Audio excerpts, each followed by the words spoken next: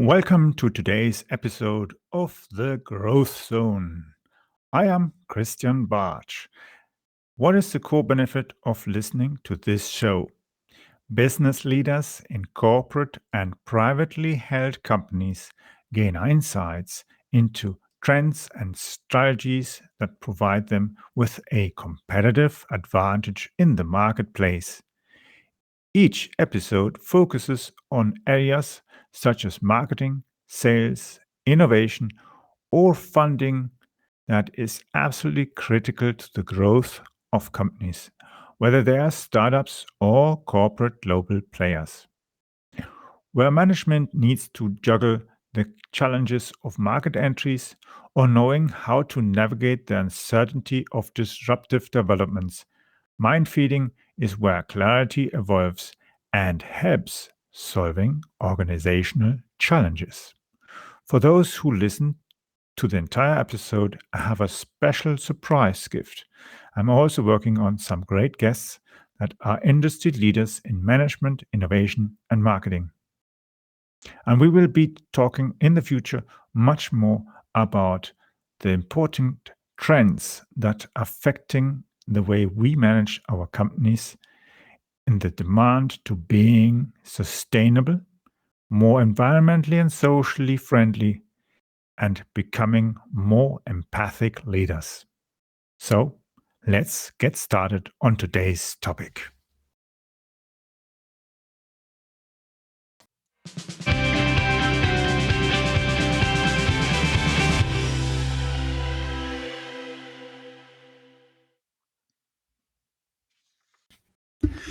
In this episode, we're going to look at how ChatGPT might help us or hurt our efforts to rank at page 1 in Google.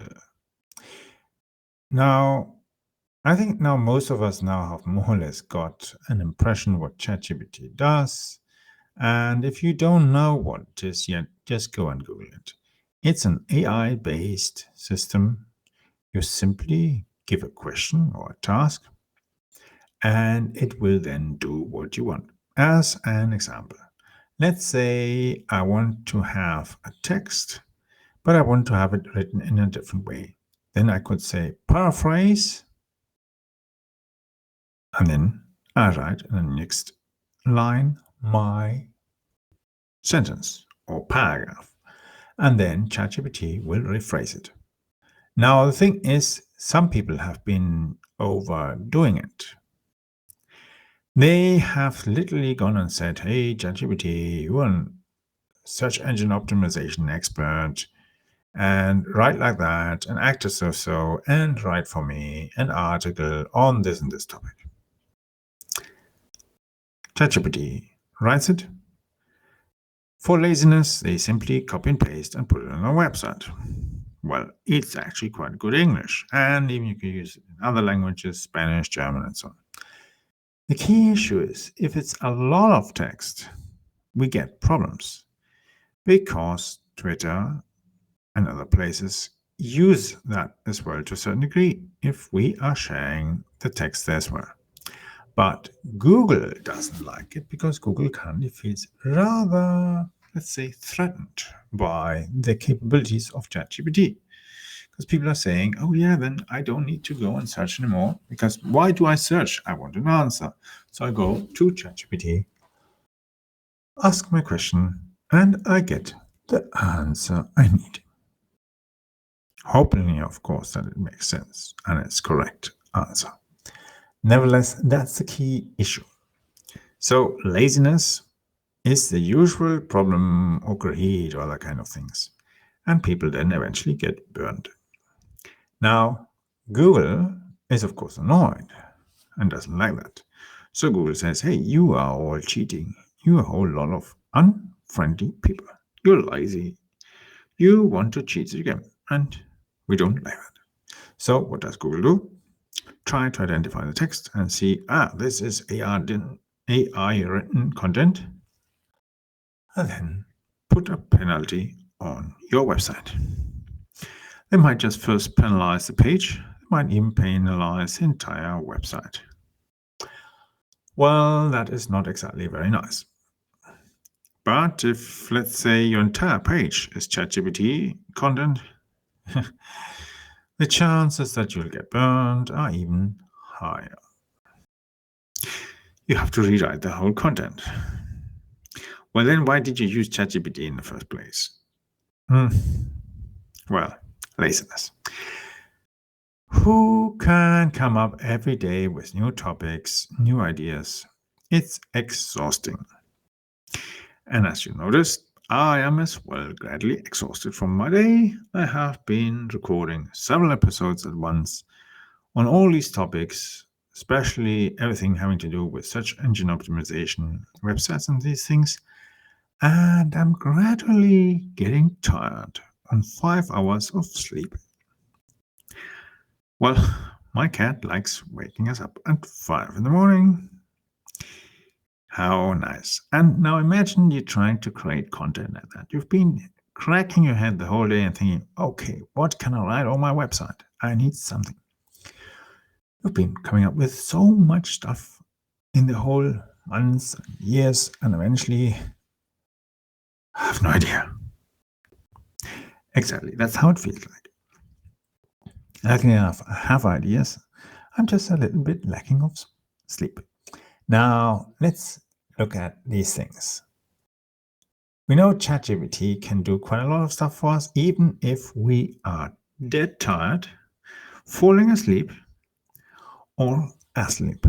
Well, of course, you have to enter your question before, and then later on when you wake up, you copy and paste your answer. The unfortunate thing is, you have to think, where does this stuff come from that ChatGPT is writing for you? Well, ChatGPT is learning content from websites and other places, other kind of sources.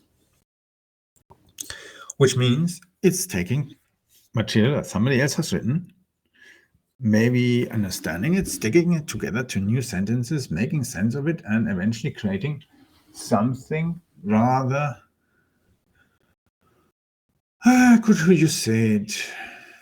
Messed up is the wrong word, because the sentences make total sense, and it's a nice English, or if you do a different language, English, Spanish, German, it's quite decent.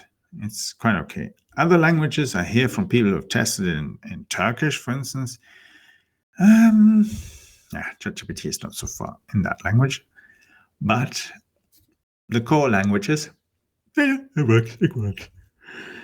And then eventually you say, oh God, 5 more articles, 5 more podcasts, or 5 more audio things, and you are tired. Now I've put myself a challenge. I want to record 5 more episodes today. Well, I've done already, I think, 6 or 7. Good heavens. You have to be really obsessed, not just average on what you're talking. And that's the key thing. If we are absolutely obsessed of what we're doing, or our business and such, we should be coming up with lots of ideas because we know the things. As an example, let's say you have a pet shop and you have lots of ideas what people can be looking for. Let's say somebody's looking, how do I clean my dog's paws after he's been outside in the snow? Yeah. It might be a different question for cats as well. Or let's say somebody has similar problems, but the cats don't leave their home. They just go to the balcony and they can't get out because there's a cat net and everything. So people ask different questions. And we have to use our own creativity. And that creativity, crazy enough, exists even if we are dead tired. It just comes a little bit slower. But simply being lazy and saying, hey, ChatGPT, do my work, that is not creative. And Google can spot that. That's the key issue. And the thing is, not everybody writes their own content for their website. Some people outsource it, and it doesn't matter if you outsource it to a local web service, an SOE expert, or an internet agency. in your country or foreign country. Let's say you are in the US and you outsource it to somebody in India. Huh? They can do a good job too. They might need some more time to understand your business and other things, but if they've done this properly and they are very good and very talented, they create awesome content for quite a low cost. The same thing can be for someone who, let's say, is in Germany based and using a local German online marketing agency. They can do a great job as well. They might charge more, but not necessarily based on the quality of content you get. Because if you're doing somebody who is doing low quality content for low price, the low quantity and low quality will not help you either. Then you could have simply saved your time and the money and just simply write the stuff yourself. And it doesn't necessarily have to be perfect. Rather write content than letting somebody else write garbage. Which obviously then shows that this person who's writing it doesn't have any idea about how to keep pets. Exactly. Now, just imagine this. I'm sitting here at this desk and I'm just thinking, I was just 2 hours ago at the pet store. And what did I go and get? I got food for my cat, some tasties, and 2 balls.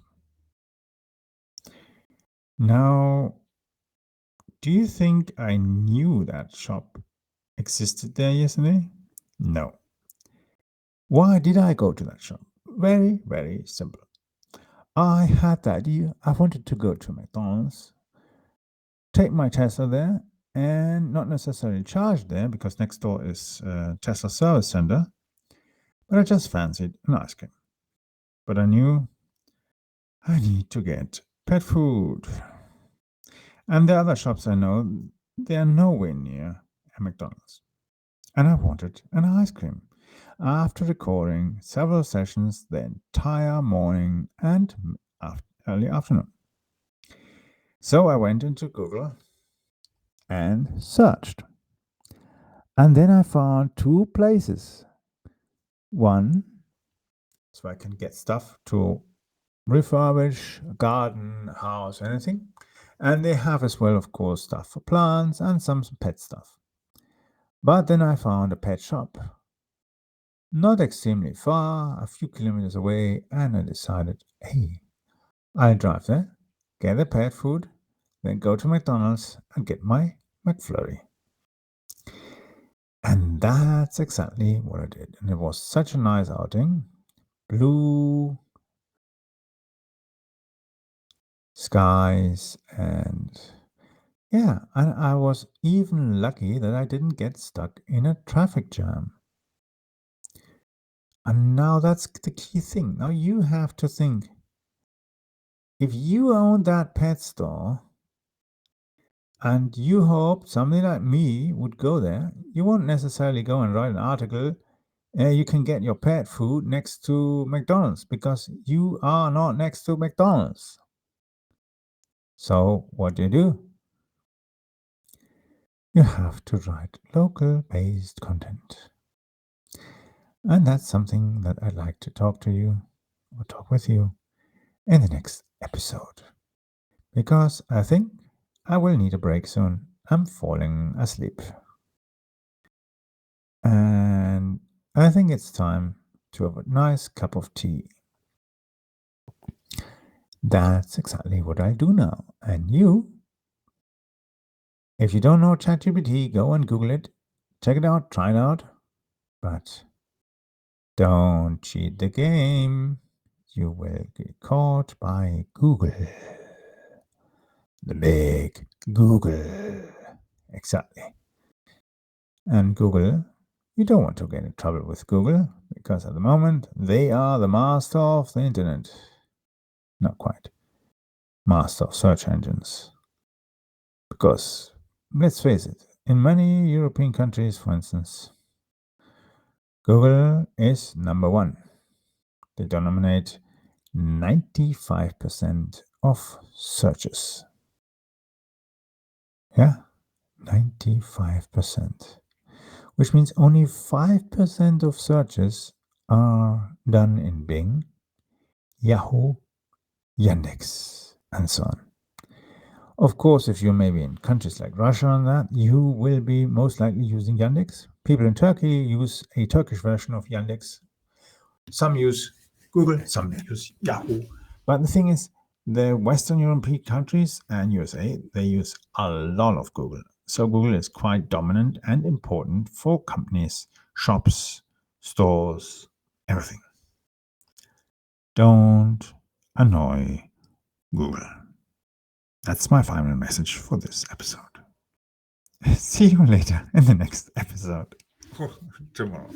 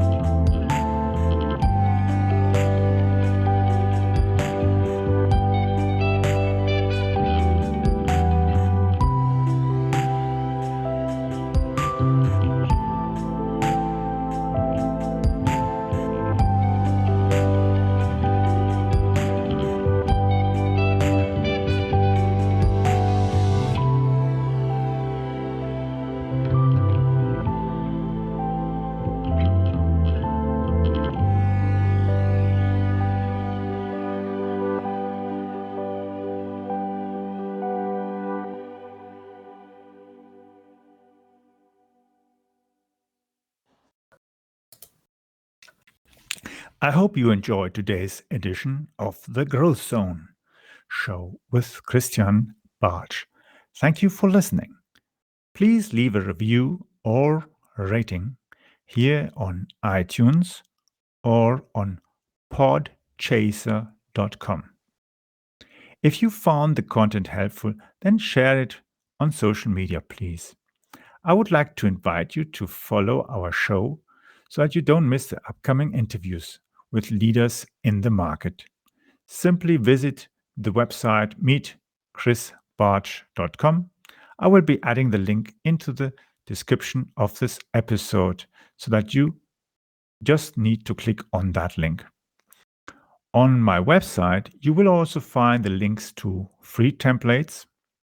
If you're looking for the books I have published on marketing, innovative technology, and sustainable business strategies, just simply click on publication to find my book list.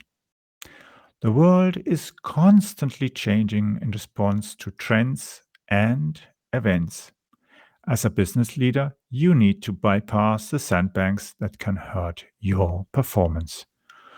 For those of you who are signing up to follow the show, I have reserved a few copies of my ultimate guide on content marketing and an ESG compliant cheat sheet.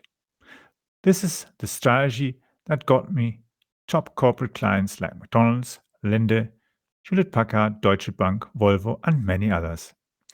That strategy has been working for over 10 years and also got me contacts with police, transport authorities, military, and several universities, and even leading research institutes. For sure, it also worked wonders as it got me many small, medium-sized enterprises and international clients around the world.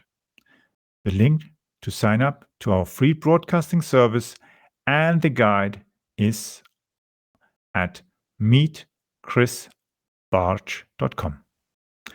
That will give you access to the most recent versions of my ultimate guide on content marketing.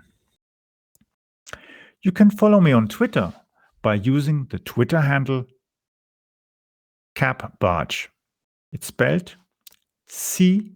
A P B A R T S C H. Yes, that is CAP, Bartsch, or spelled Charlie, Alpha, Papa, Bravo, Alpha, Romeo, Tango, Sierra, Charlie, Hotel.